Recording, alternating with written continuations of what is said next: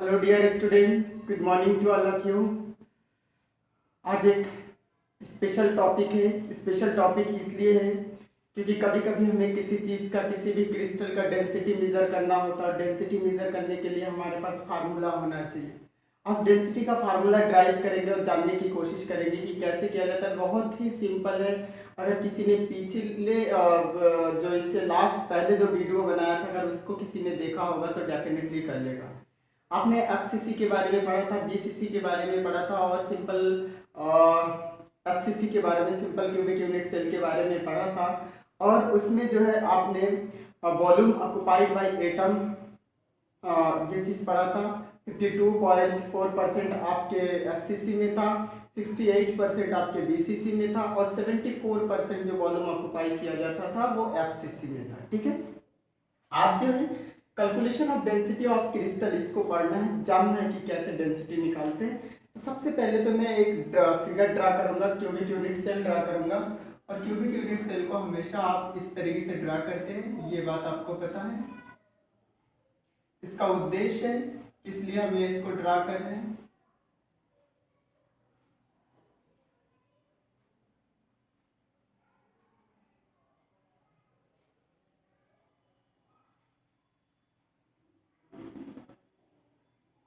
ये आपका cubic unit cell, okay. Simple cubic unit cell हम लोगों ने ड्रा किया। आपको पता है कि ये जो डिस्टेंस होता है जिसको एज लेंथ बोलते हैं, किनारों की दूरी, इसको ए से इंडिकेट किया था इससे पहले, यहाँ पे भी ए से इंडिकेट करें। कॉर्नर पे जो है वो पार्टिकल सिचुएट है, ये भी बात हमको पता है।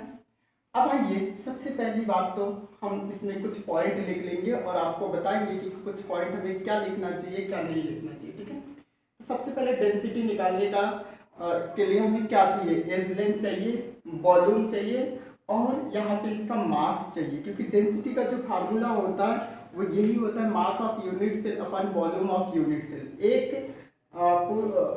यूनिट सेल का जो मास होगा वो चाहिए और यूनिट सेल का वॉल्यूम चाहिए। तो वॉल्यूम तो ए क्यूब हम जानते हैं, वो निकाल सकते हैं, लेकिन मास कैसे निकालेंगे तो उस फार्मूले को थोड़ा सा ड्राइव करेंगे दो लाइन में और बस इसको हम बताएंगे। ठीक है, क्रिस्टल का चूंकि यहाँ पे लिखा है तो सबसे पहले अगर यूनिट सेल का जो वॉल्यूम होता है वही पूरे क्रिस्टल का वॉल्यूम होता है। क्रिस्टल कैसे बनते हैं, यूनिट सेल एक रिपीटेशन होकर के एक लैटिस का फॉर्मेशन करता है जिसे हम क्रिस्टल का नाम देते हैं। ओके, तो आइए यहाँ पे समझने की कोशिश करते हैं। तो सबसे पहली जो पॉइंट हमारे पास है वो लिख लेते हैं, edge length. Edge length, edge length किसका है, यूनिट सेल का है, तो edge length of unit cell आप लिख सकते हैं यहाँ पे। तो edge length of unit cell क्या हो जाएगा, एज लेंथ ऑफ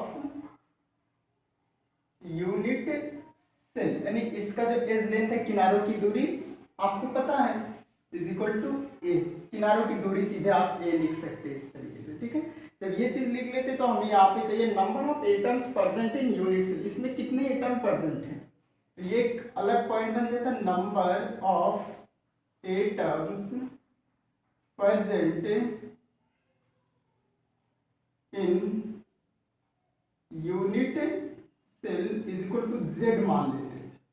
ये जेड क्या है, ये बात जानना है। नंबर ऑफ एटम्स है, यानी कभी आपने सिंपल क्यूबिक यूनिट सेल पढ़ा था तो इसमें नंबर ऑफ एटम हमारा 1 आता है। बॉडी सेंटर पढ़ते तो इसमें नंबर ऑफ 2 आता है। फेस सेंटर पढ़ते तो इसमें नंबर ऑफ एटम 4 आता है। कैलकुलेशन करके भी आप लोगों ने देखा, कुछ बच्चों ने कल टेस्ट दिया था और उसमें उन्होंने बहुत सही किया था। बस वैसे ही हमें ये जेड की वैल्यू है। ठीक, ये जरूरी है, क्यों जरूरी है अभी हम बताएंगे इसके लिए। ठीक है, अब यहाँ पे एटॉमिक मास ऑफ एलिमेंट्स, दूसरा हम लेते हैं atomic mass of element is equal to capital M. क्या मान ले इसको, is equal to capital M. मान ले कि जो कैपिटल एम है वो एटॉमिक मास है इस एलिमेंट का, सिंगल एटम का नहीं। सिंगल एटम का निकालने के लिए अभी अवगाद्रो नंबर से इसको हम डिवाइड करेंगे तब जाकर के निकालेंगे। ठीक है, तो इतनी सी बात समझ में आ गया। अब आइए, अब निकालते हैं कि वॉल्यूम ऑफ यूनिट सेल हमारे पास क्या होता है। Volume of unit cell is equal to, volume कैसे निकाला जाता है, length into breadth into height होता है। चाहे इसका लेंथ देखिए, चाहे ब्रीथ देखिए, चाहे हाइट, सॉरी ये आपका लेंथ ब्रीथ और हाइट जो है यही चीज है। ये आपका क्या हो जाएगा, सब ए हो जाएगा, तो ए क्यूब हो जाएगा, इसको ए क्यूब इक्वेशन फर्स्ट कर देते। क्लियर? ओके। नेक्स्ट, जब ये चीज निकाल लेते तब डेंसिटी का फार्मूला हम आपको बता दें। Density of unit cell rho dash is equal to, rho dash पहले लिखते, डैश क्यों लिखा इसके बारे में भी डिस्कशन करेंगे। Rho dash is equal to, ये फ्रैक्शन होता है, किसका फ्रैक्शन होता है, mass of unit cell upon volume of unit cell. क्या होता है, मास ऑफ, सॉरी थोड़ा सा दूर दूर लिख दे, mass of unit cell upon में, तरह नहीं लिखना है,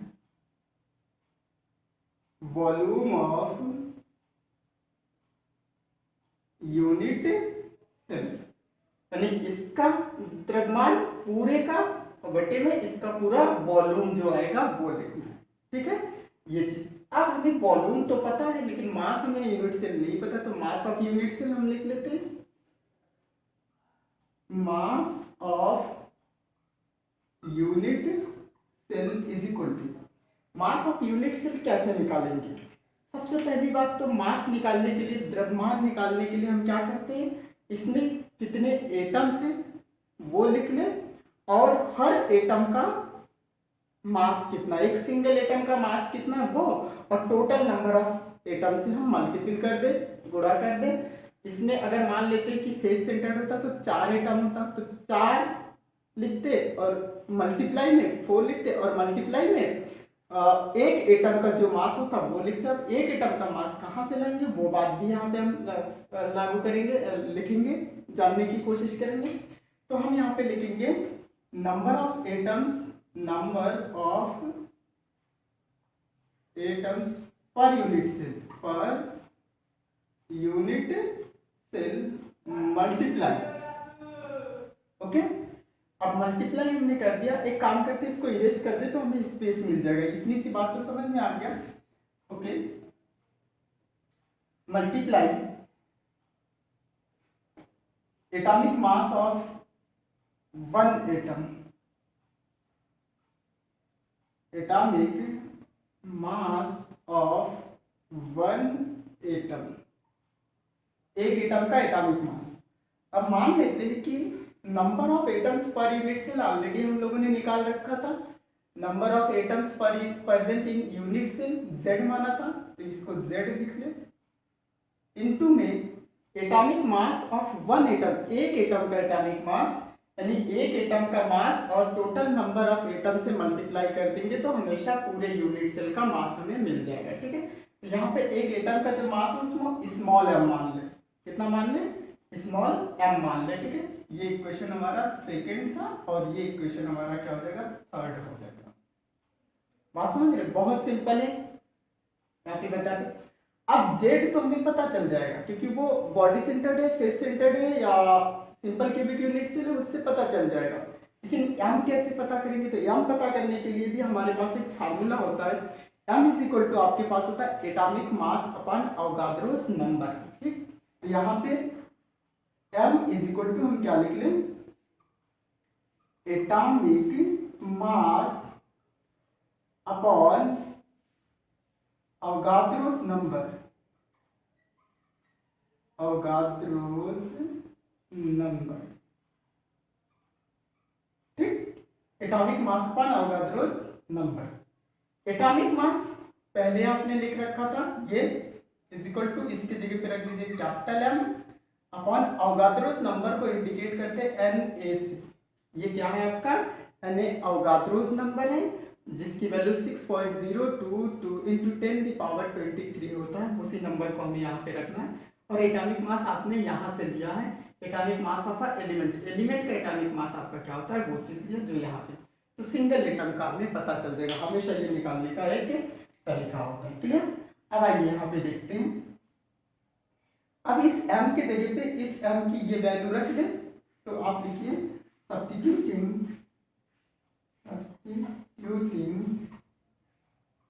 the value of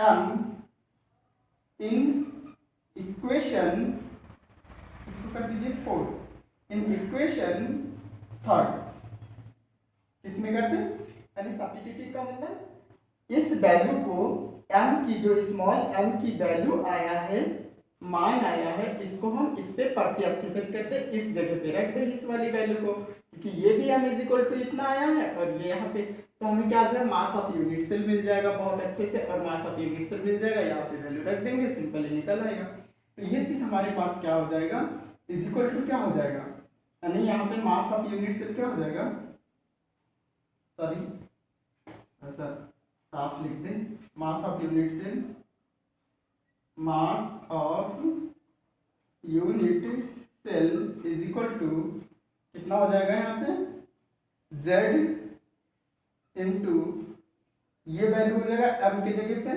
capital M upon में अवोगाद्रोस नंबर हो जाएगा। ओके चलिए हो गया ये चीज। अब इसको एक इक्वेशन दे दीजिए फिफ्थ, कौन सा इक्वेशन, इस वैल्यू को उठा करके यहाँ रख देंगे और वॉल्यूम को यहाँ रख देंगे, तो डेंसिटी का जो फार्मूला है ये चीज हमें निकल आएगा। ओके अब हम क्या करते हैं, इतनी सी वैल्यू आप यहाँ से लिख लीजिएगा और फिर हम इसको इरेज करने जा रहे हैं, हम यहाँ पे सीधे वैल्यू रखेंगे, ठीक है, क्योंकि हमें पता है कि जो मास ऑफ यूनिट सेल, एक यूनिट सेल का जो द्रव्यमान है बटे यूनिट सेल का वॉल्यूम है। ओके तो यूनिट सेल का हमने द्रव्यमान निकाल लिया है और इस वैल्यू को हम यहाँ पे पुट कर सकते हैं, और यूनिट सेल का जो वॉल्यूम है वो ऑलरेडी है, तो हमारे पास वैल्यू आ जाएगा, रो की वैल्यू आ जाएगा। तो आइए हम इतना मिटाते हैं, इतना प्रूव करना था हमें, सिर्फ ये मास, बहुत सारे स्टूडेंट ये चीज़ भूल जाते हैं कि सिंगल एटम का मास निकालने के लिए हमें ये फार्मूला होता है एटॉमिक मास अपन अवोगाद्रोस नंबर, और ये वैल्यू होती है, ठीक है, यहाँ पे रखेंगे जेड की वैल्यू, आपको पता है ये number of atoms in unit cell होता है, ठीक है। अगर BCC होगा तो 2 हो जाएगा, सिंपल क्यूबिक यूनिट सेल होगा तो 1 होगा, और फेस सेंटर्ड होगा तो 4 हो जाएगा यहाँ पे, ठीक है। अब इसको इतने को हम इरेज कर रहे हैं, क्लियर, क्योंकि हमें एक वैल्यू मिल गया, कौन सी वैल्यू मिला है, ये वैल्यू मिला है, हम यहाँ पे लिख लेते हैं atomic mass is equal to, sorry atomic mass is equal to Z into capital M upon Avogadro's number, ठीक है। स्मॉल ए, छोटा ए को थोड़ा सा छोटा और बेस पे बनाना है हमेशा अवोगाद्रो नंबर, ठीक है। अब इसको इरेज करते हैं,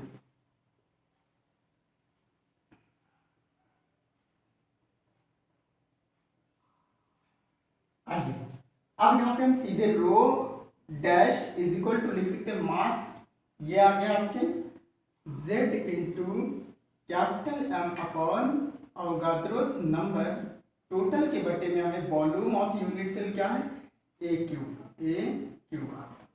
आ गया ये चीज। अब अगर इसको सॉल्व करना है तो अपान में 1 लगा करके मल्टीप्लाई करके आप कर सकते हैं, मैथमेटिक्स ये चीज जान सकते हैं, या तो डायरेक्ट इसको नीचे लिख सकते हैं। तो बहुत लोग याद करने की कोशिश करते हैं, आइए मैं इसको समझाता हूँ। ये जब 1 ऊपर जाएगा तो ये वैल्यू हो जाएगा Z into capital M into 1 upon में ये वैल्यू आपके पास था NA इंटू ये उल्टा हो जाएगा तो ये हो जाएगा A क्यूब, ये वैल्यू होता है। अब अगर हम इसको मिटा भी देते, 1 की कोई वैल्यू नहीं आप जान रहे, तो ये चीज़ हमारे पास आ जाता है, यही फार्मूला है। ऑर्डर के बुक में आपके पास ये चीज़ होगा Z into capital M upon में A क्यूब इंटू NA, बात एक ही है, चाहे इधर से लिखे चाहे उधर से लिखे। तो बहुत सारे बच्चे कंफ्यूज हो सकते हैं कि नहीं पहले A क्यूब लिखा है बाद में लिखा है, ऐसा कुछ नहीं है, जानते अगर किसी ने मल्टीप्लाइकेशन पढ़ा होगा 4 इंटू 5 और 5 इंटू 4 हमेशा एक ही वैल्यू आएगा, इसमें कोई वो नहीं, तो वही चीज़ आप है। तो ये रो की वैल्यू आ गया, यानी रो इज इक्वल टू आपके पास Z into capital M upon में A क्यूब इंटू NA, ये तो आ गया एक डेंसिटी ऑफ यूनिट सेल, किसका आ गया, डेंसिटी ऑफ यूनिट सेल। तो डेंसिटी ऑफ यूनिट सेल जो भी होता वही क्रिस्टल का डेंसिटी होता। तो एक पॉइंट यहाँ पे लिख लीजिएगा, density of unit cell is equal to density of crystal, उस पर्टिकुलर क्रिस्टल की बात कर रहे हैं, ठीक है, जिससे जिस यूनिट सेल से मिलकर के वो पूरा का पूरा स्पेशलाइटिस बना होता है, ठीक। तो इसको आपने रो से किया तो इसको आप कर दीजिए rho dash is equal to rho कर दीजिए, तो आपके पास यही वैल्यू क्या हो जाएगा, रो इज इक्वल टू यानी इतना इज इक्वल टू इतना is equal to Z into capital M upon में a cube into N A. और कोई इसमें सोचने की बात नहीं है, जानते हैं इतनी सी वैल्यू अगर पता है तो ये जो डैश ऊपर लगा ये हट जाएगा, तो बुक में कहीं कहीं लिखा है तो बच्चे अगर ना समझ पाए इसलिए मैंने इस चीज को डैश को हटाने के लिए ये वर्ड लिख दिया कि इतना इज इक्वल टू इतना होता है। पी मत बनाइएगा, थोड़ा सा घुमा के बनाइएगा, रो इस तरह से बनता है, ठीक है, तेज से। ओके, आप लोग और बेटर बना लेंगे इससे। तो इस तरह से अब बात आती है कि ये तो लिखा, लेकिन इसके बाद जब इसमें हम वैल्यू रखेंगे और कुछ रिजल्ट हमारे पास आएगा तो उसकी यूनिट क्या लिखेंगे, बहुत इंपॉर्टेंट क्वेश्चन है। आइए इसको जानते हैं, समझने की कोशिश करते हैं। ये यूनिट निकालना ही मस्ट होता है, बहुत सारे बच्चे यूनिट नहीं निकालते, फिर वो कंफ्यूज रहते, क्योंकि जब ऑब्जेक्टिव क्वेश्चन आपके आते हैं एंट्रेंस एग्जाम में तो डेफिनेटली वो फार्मूले को सब कुछ सही लिखता है, लेकिन लास्ट में यूनिट लिख देता है गलत या कहीं सही कर देता है, बच्चे जान नहीं पाते क्योंकि वो उन्होंने यूनिट को कभी ड्राइव नहीं किया और समझने की कोशिश नहीं, क्वेश्चन को पढ़ा नहीं, ठीक है। तो आइए ये चीज भी जान लेते हैं, इरेज कर दो इसको। ओके, इरेज करेंगे क्योंकि हमें यहाँ पे 3 तरीका बताएंगे आपको कि कैसे करना है, ठीक।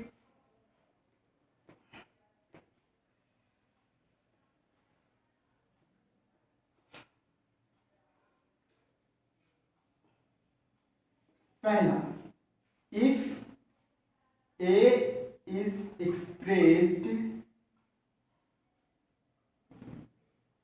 इन सेंटीमीटर, मतलब जो एज लेंथ लिया था, किनारों की दूरी लिया था इस तरीके से आपने, तो इस किनारों की दूरी में, इस किनारों की दूरी को अगर सेंटीमीटर में दिया हो, कहीं किसमें दिया हो, ए दिया हो इज इक्वल टू सेंटीमीटर, यानी यहाँ पे अगर ये किनारों की दूरी मान लेते कि 5 दिया, 5 सेंटीमीटर दिया, अगर इसमें है, यही बात कह रहा है, ठीक है।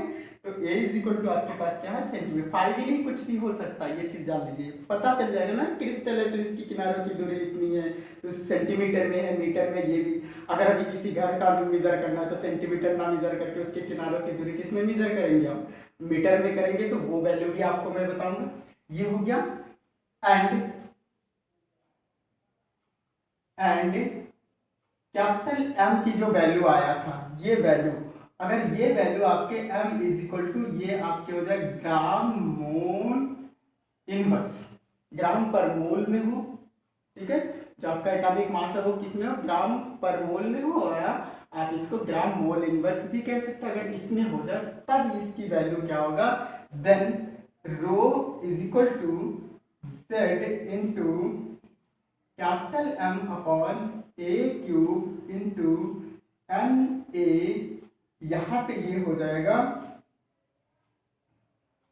ग्राम हो गया है, तो ग्राम क्यूबिक सेंटीमीटर, ये किस में हो जाएगा, ग्राम क्यूबिक सेंटीमीटर, ग्राम क्यूबिक सेंटीमीटर, ये इसकी यूनिट हो गई, इस पे फोकस करेंगे, ठीक है। यानी जो भी रिजल्ट आएगा अगर इसकी वैल्यू किसमें दिया हो, ग्राम पर मोल में दिया होगा, क्वेश्चन में दिया होगा, और ए की जो लेंथ है वो सेंटीमीटर में दिया हो, तो किसकी वैल्यू फिक्स है, इसकी वैल्यू फिक्स है, बात समझ पा रहे, तो यही दो वैल्यू, तो उसकी यूनिट इसमें हो जाएगी।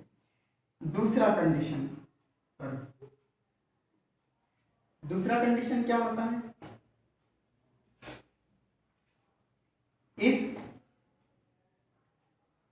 ए is equal to picometer, a किस में दिया हो, पिकोमीटर में। कभी कभी पिकोमीटर भी बहुत छोटा यूनिट होता है, पिकोमीटर क्या होता है, बहुत छोटा यूनिट होता है। 1 पिकोमीटर इज इक्वल टू 10 की पावर -12 मीटर एंड 10 की पावर -10 सेंटीमीटर के बराबर होता है, हमेशा मैं बता दूं। यानी आ पिकोमीटर इज इक्वल टू आपके पास क्या, हाँ, और एक चीज जो कैपिटल एम था वो इज इक्वल टू आपके पास ग्राम मोल इनवर्स दे रखा है, आप समझ पा रहे, या तो किलोग्राम में देगा या ग्राम मोल इनवर्स में देगा, ये बात, ठीक। तो ये चीज हमेशा, तो ए पिकोमीटर बराबर आपके पास होता है 10 की पावर -12 मीटर हो जाता है, इसका मतलब मीटर यहाँ पे, ठीक है, और इसका मतलब पिकोमीटर, और यही वैल्यू 10 की पावर -10 सेंटीमीटर हो जाता है, बस समझ पा रहे। अब जरा सा इसको सॉल्व करने की कोशिश करते हैं। ऐसे कंडीशन में आपके पास यहाँ पे क्यूब है, तो यहाँ पे हमारे पास वैल्यू क्या हो जाएगा, z into capital M, sorry rho is equal to z into capital M upon में इसकी वैल्यू कितनी है, सेंटीमीटर में, यहाँ पे भी सेंटीमीटर था तो सेंटीमीटर में आपने कन्वर्ट किया पिकोमीटर को, तो ये चीज हो जाएगा a इंटू 10⁻⁻10। ये पूरी वैल्यू आ जाएगी, क्योंकि जो भी वैल्यू होगा 5 होगा 10 होगा उससे मल्टीप्लाई करना पड़ेगा इसको ना। पूरे के इसमें लिखेंगे क्यूब, ये वाला क्यूब लिखेंगे इंटू एन ए, क्या हो जाएगा एन ए। बात समझ पा रहे। अब इसकी वैल्यू फिर से यही आ जाएगा ग्राम मोल, सॉरी ग्राम, सही से लिख दूं ग्राम पर क्यूबिक सेंटीमीटर। फिर से इसकी यूनिट ये चीज आता है। बात समझ पा रहे हैं, काफी सिंपल है। दूसरा कंडीशन देते हैं यहाँ पे, तीसरा कंडीशन, इफ अगर अब ये चीज किस में लिया जाए, ग्राम में ना लेकर किलोग्राम मोल इनवर्स में लिया जाए, और ये सेंटीमीटर ना लेकर के किस में लिया जाए, मीटर में लिया जाए, ठीक है। If a is equal to metre, a की वैल्यू किस में होनी चाहिए, मीटर में होनी चाहिए, एंड कैपिटल एम जो आपका था उसकी वैल्यू किसमें था, किलोग्राम मोल इनवर्स। यहाँ पे ग्राम मोल इनवर्स था, यहाँ पे किलोग्राम मोल इनवर्स। तो इसकी यूनिट क्या होगी, तो डेंसिटी यानी रो इज इक्वल टू आपके पास Z into capital M upon में यही वैल्यू लिखेंगे a cube into N A, और यहाँ पे हो जाएगा kilogram per cubic, sorry per cubic metre. यहाँ पे क्या हो जाएगा, kilogram per cubic metre, small M है ये, पर क्यूबिक मीटर। ओके, ये देख लो, एक यूनिट ये, एक यूनिट ये कहाँ से लिया, और एक यूनिट जब यहाँ पे यूनिट चेंज, तो यहाँ पे पिकोमीटर को आप इसको याद रखिएगा, ये काफी इंपॉर्टेंट चीज है, इसी से आपको फार्मूला निकालना। अक्सर ये चीज छोटे छोटे यूनिट सेल के लिए, क्रिस्टलाइन सेल के लिए आपके पास पिकोमीटर में ही ए की वैल्यू दी होती है, हमेशा ये चीज जान लें। तो ये लिखना भी आपको आना चाहिए, तब जाकर के आप एग्जैक्टली किसी ऑप्शन को सही कर सकते हैं। ओके, तो इस तरीके से बहुत इंटरेस्टिंग है, और इस पे बहुत सारे प्रॉब्लम्स भी आपके उसमें, उसको सॉल्व करिएगा। और किसी दिन जो है वीडियो जो हम तैयार करेंगे, वो किसका तैयार करेंगे, ये जितने भी प्रॉब्लम्स होते हैं उसके वीडियो को तैयार करने, ठीक है, कोशिश करेंगे। Okay, thank you, all the best.